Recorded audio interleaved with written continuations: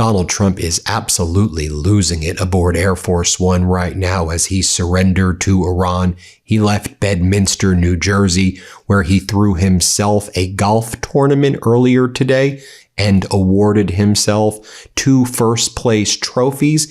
He then left Bedminster. He's heading back to Washington, D.C., and aboard Air Force One, he held a press conference, and now he once again is saying Iran was begging him for a deal, and Saudi Arabia reached out to him, and they said, please don't strike Donald, please. And Donald Trump said, I was ready to strike Iran harder than the biggest attack in World War II. But then Iran said, we want to do a deal. So that's the reason why I did not strike Iran. Meanwhile, you have Iran's foreign minister right now just mocking Donald Trump. I'll show you in a little bit what Iran's foreign minister is saying, what Iran's president Pezeshkian is saying. First, let me show you what went down aboard Air Force One.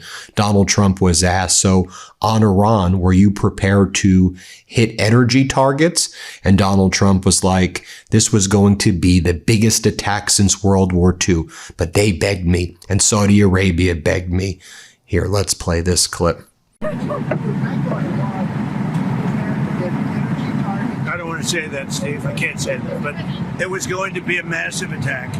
It was going to be an attack that would have been by far the biggest attack since World War II. But they've asked us not to do it. They said, please don't do it. And their neighbors said that too. And so we're just going to see whether or not we can make a deal toward the denuclearization. Yeah, well, they start tomorrow. I mean, really, how utterly embarrassing that he continues to make up fake conversations with Iran. We're really doing this again.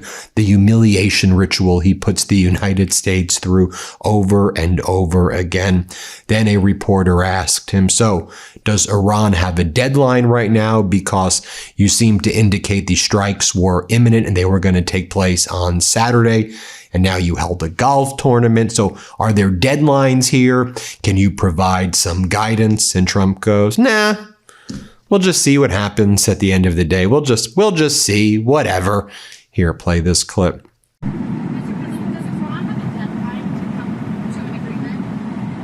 we'll just see how it is. We're ready to go anytime we want.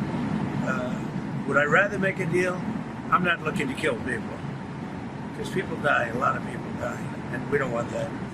So they asked us, Iran specifically, but the other 3 said I asked Saudi Arabia, the king. I said, the crown prince. I said, what would you rather do? Would you rather have us do this or not? And they said, we would much prefer a deal as opposed to an attack. Because you don't know where these attacks lead. I mean, will they be flooded with people pouring into their country and disaster? A lot of bad things can happen. Yes. And then Donald Trump is asked, so, sir, there are reports that the United States is abandoning its military bases in the Arab nation neighbors of Iran because Iran keeps striking those bases very hard. So are there truths to the report that the U.S. troops are pulling out of Bahrain and Kuwait and you're moving everybody over to Israel? Trump's like, I don't want to comment on that. Next question. Here, play this clip. Yes.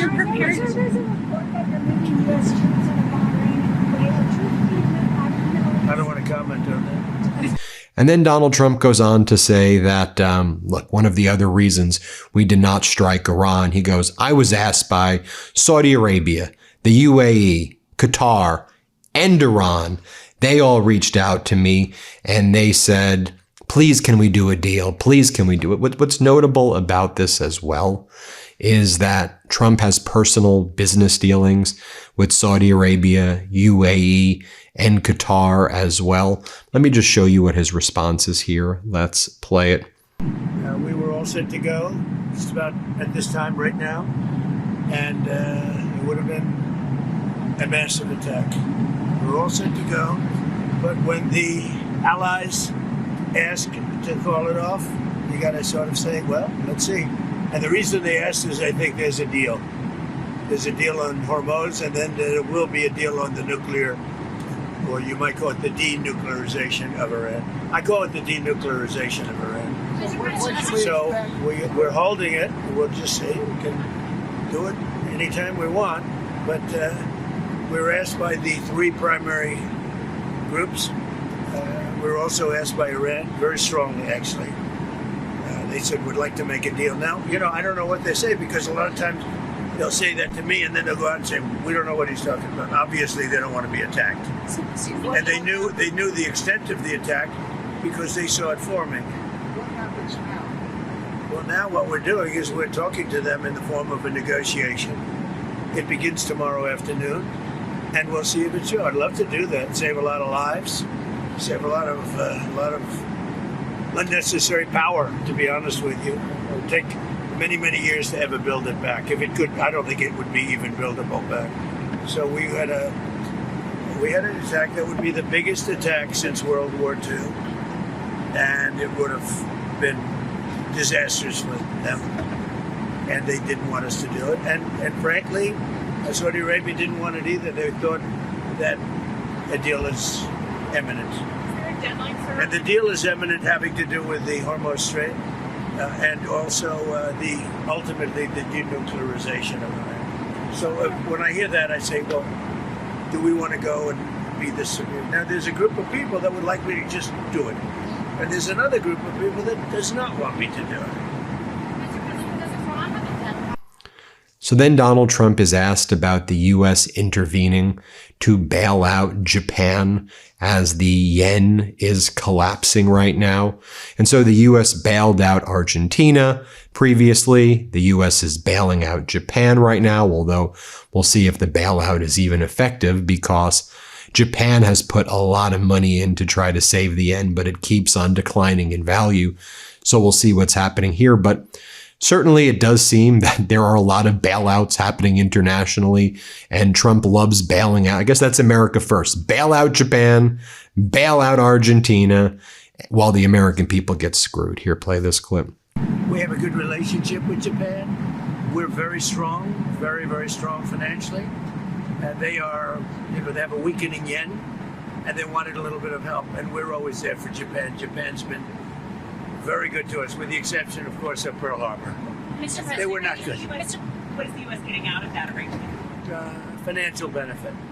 Financial benefit. And it's also good for the world economy. But we make, like when we did with Argentina, I got criticized, we made $25 billion on that deal. On Venezuela, we make hundreds of billions of dollars. I make good deals. Intel, I made $75 billion for the country. I didn't make for me, I made for the country. Intel, I backed Intel. It's the hottest stock right now on the New York stock, on the various stock exchanges. So we made about $75 to $80 billion. Japan wanted to, it was really more than anything else, it was a signal of friendship. You said because the yen is weakening and the dollar is doing great. You said the fact is, our country is doing great. Everybody wants help from our country. You said the interweapon. A reporter then asked Donald Trump, on Canada, have you decided on a punishment yet for the wildfires? I mean, what a stupid question. What a dumb question, too. I mean, right? Corporate news is just the worst.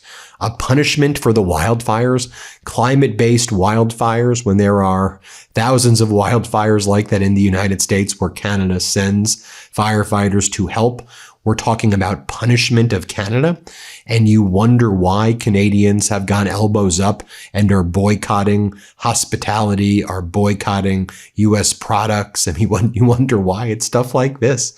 Here, play this clip. We're looking at it. So Canada, have you decided on punishment yet for the wildfires? I have, yeah. You'll find out about it. Then Donald Trump claims that the United States has a major stake in OpenAI and Anthropic. Let's play this. So will the U.S. do anything? Will the U.S. do anything to address OpenAI and Anthropic's models hacking others? It could be, yeah. We're very much involved in that. We have a big stake in that. So does the world. So we're looking at it. He's then asked about, I mean, Trump's a sexual predator, right? And so the sexual predator is asked a question about Max Miller, who is accused of very, very heinous conduct against his ex-wife. And by the way, his ex-wife is the daughter of Senator Moreno from Ohio, and Senator Moreno came out today condemning Max Miller and saying he's a psycho, he needs to go, he's abusing my daughter, he's a horrible person, basically is the essence of what Moreno said, that he's a horrible person, and I finally have to speak out. So Trump is asked about him. Moreno's a MAGA Republican. He's a Trump bootlicker. Trump's like, I'm not worried about Max Miller. Just accusations, just accusations. Here, play this clip.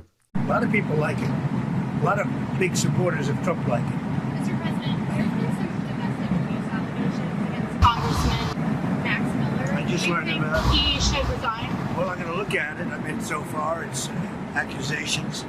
I'll be looking at it now. So are you guys doing? Then Trump attacks a reporter who's with ABC. Trump says, I like BBC better. Trump currently has a $10 billion lawsuit against BBC. Interesting. Here, play this clip. Great. Everybody wants help from our country. You said the Who you with? anti-weapon. I'm with ABC News. You said the BBC? ABC. Oh, ABC. That's worse. You said the I like BBC anti-weaponization. better than ABC.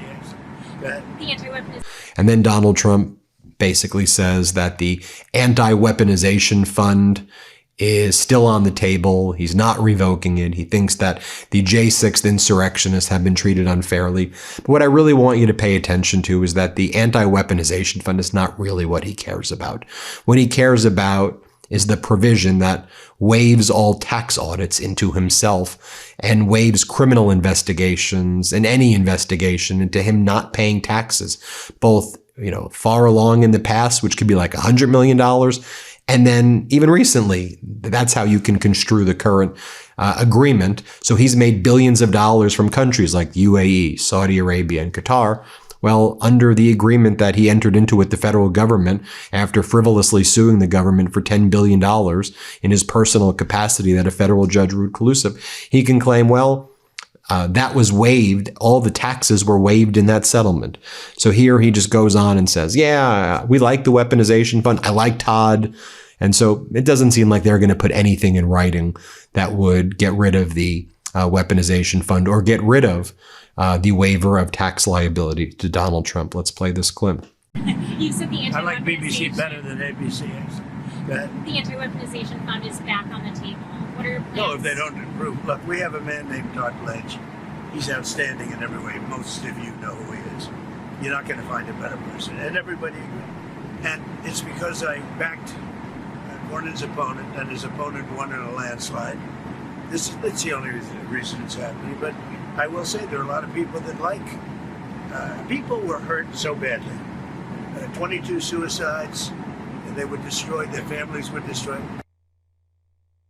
There's never been an attack on any group of people in this country, in my opinion. Maybe one. There's one group that was attacked violently and viciously, like these people were attacked. And this would be a reimbursement for the pain that they suffered.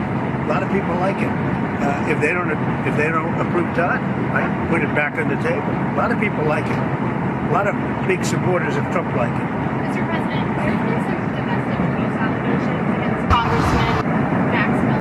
Now, you'll remember, I'll just share with you the B-roll. Donald Trump was at Bedminster golfing earlier today, and he posted before getting on Air Force One the winning shot in the Bedminster Club Championship. Thank you very much to all of those who participated. I won with a score of 70, and I'm so honored in that, unlike the rest of the field, I'm given very little time to practice because I'm focused on many other things. It's called talent. And I have it and they don't. Donald J. Trump, I mean, you're so utterly pathetic. He just fake wins his own golf tournaments and then announces fake deals. I'll show you what they're doing in Iran. Their foreign ministry spokesperson said, in the past 24 hours, we have received numerous calls from the United Kingdom, Bulgaria, and Ukraine, all stating they will not be part of any conflict against Iran. The Americans will certainly receive an appropriate response from us if they seek adventurism. The future management of the Strait of Hormuz will be carried out by Iran in consultation with Oman.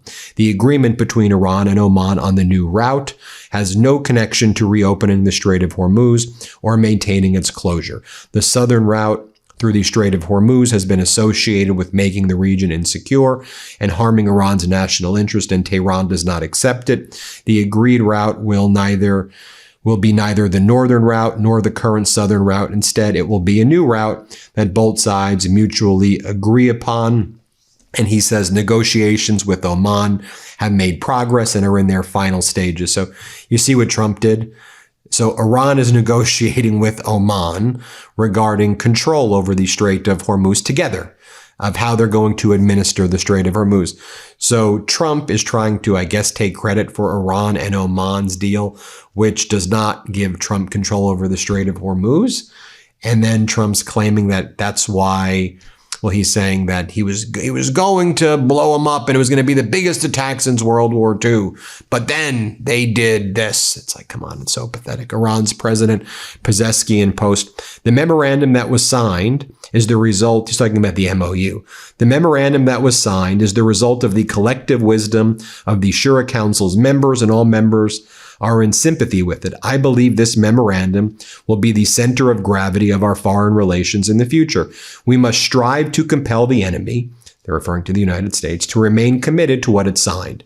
The security of the country, the region, and our allies will be enhanced by the memorandum. Meanwhile, in Israel, they are completely beside themselves. So that Donald Trump said he was going to attack and then didn't attack as he said he was going to.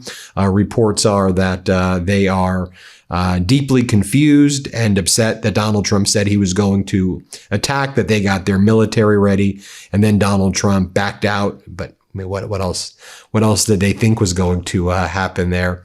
And meanwhile, Donald Trump announced that he did. Remember, was it 3 days ago? Trump was like, the historic Board of Peace deal has been entered with Hamas. And now we have the ceasefire. Didn't you claim there was a ceasefire back like last October? Isn't that what you claimed? But that was fake because over 1,000 people in Gaza were still killed by Netanyahu's regime. I'll just show you what it looks like right now in Gaza today. As Donald Trump announced 2 days ago, the Board of Peace did a historic deal. Again, just making up fake deals. 13 Palestinians, including several children, were killed in an Israeli airstrike across Gaza City and other areas in Gaza today. Here, I'll show you this right here. Let's play it.